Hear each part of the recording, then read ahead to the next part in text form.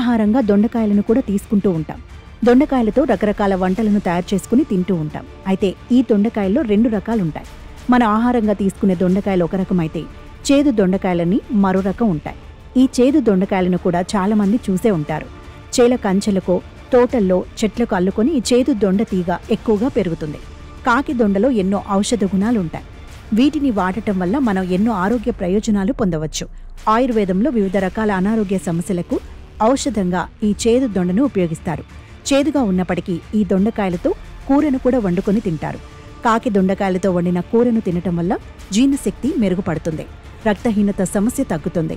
అంతేకాకుండా నాడీ మండల పనితీరు మెరుగుపడి మతిమరుపు సమస్య తగ్గుతుంది.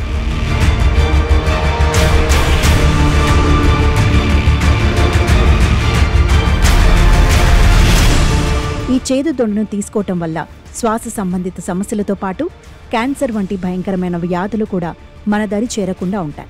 ఈ చేదు దొండకాయలను నమిలి తినటం వల్ల నోట్లో పుండు, నోటి అల్సర్లు తగ్గుతాయి. మూత్రపిండాల్లో రాళ్ల సమస్యలతో బాధపడేవారు ఈ దొండకాయలను తినటం వల్ల రాళ్లు కరిగి మూత్రం ద్వారా బయటకు పోతాయి. ఈ చేదు దొండకాయల్లోని గింజలను పొడిగా చేసి నిల్వ చేసుకోవాలి. ఈ పొడిని 1 గ్రాము మోతాదులో 1 టీ స్పూన్ తేనెతో కలిపి తీసుకోవటం వల్ల వాంతులు, ఎక్కిళ్లు తగ్గుతాయి.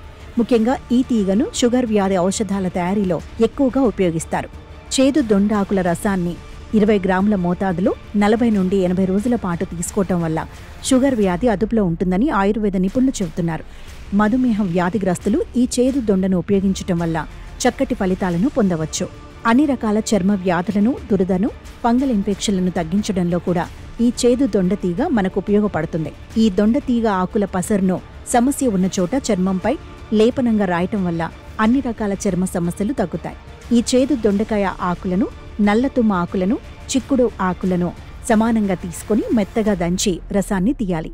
ఈ రసాన్ని అరికాళ్లపై రాయటం వల్ల అరికాళ్ల మంటలు తగ్గుతాయి.